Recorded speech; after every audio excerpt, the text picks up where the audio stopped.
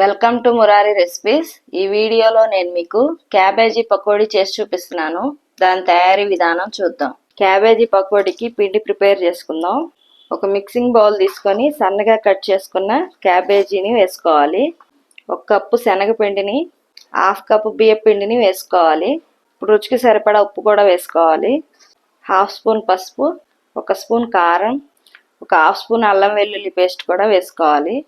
సన్నగా కట్ చేసిన 2 పచ్చిమిర్చి ముక్కలు, శుభ్రంగా కడిగిన కరివేపాకు, కొత్తిమీర కూడా వేసుకోవాలి. ఇప్పుడు వీటన్నిటిని బాగా కలిసేలా కలుపుకోవాలి.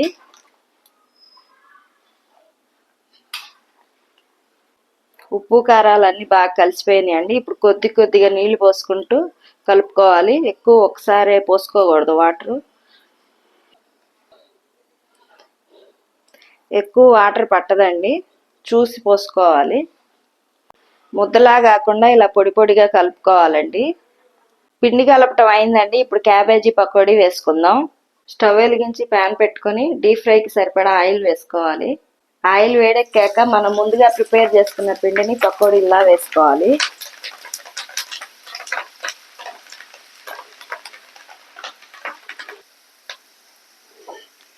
ఇది మీడియం ఫ్లేమ్లో పెట్టుకొని వేయించుకోవాలండి. అప్పుడు క్యాబేజీ లోపల వరకు బాగా ఫ్రై అయితే ఇది ఈవినింగ్ స్నాక్స్గా కూడా చాలా బాగుంటుంది.